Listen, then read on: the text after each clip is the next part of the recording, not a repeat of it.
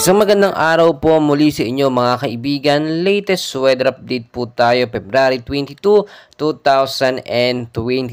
Pero bago po tayo magpatuloy, huwag mo pong kalimutan muna mag-like and subscribe and always pong pahit ng notification bell.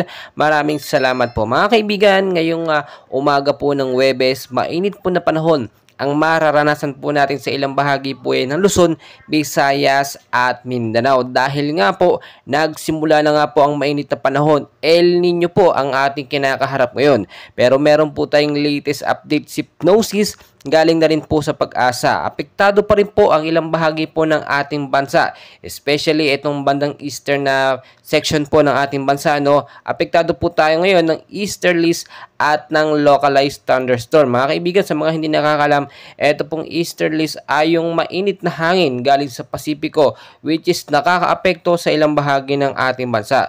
Sa Metro Manila po, no, inaasahan po na posible pong mainit talaga ang maranasan ngayong umaga hanggang sa tanghali po yan. Pagdating po ng hapon, posible po mag-cool down ng init at posible maging maulap at magkaroon po ng mga isolated light rains to heavy rainfall. So maging handa po tayo. Dala po yun na tinatawag po natin na easterlies, kasama na po ang mga localized thunderstorm.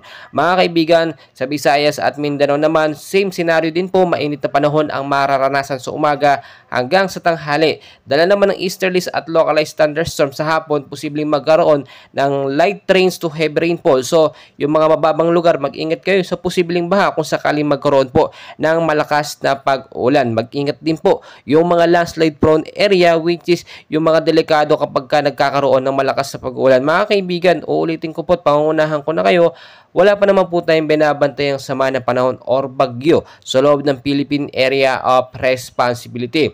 Pero may mga binabantayan po tayo ng mga cloud cluster, malayo naman pero nasa labas ng PAR. Pero yun ay posibleng maging banta. Dahil ayon na rin po sa DOST Pag-asa, tinataya pong isang bagyo ang posible pong pumasok sa ating Philippine Area of Responsibility bago po matapos ang buwan ng Pebrero. So patuloy ko po kayong i-update and please don't forget to like and subscribe. Maraming salamat po.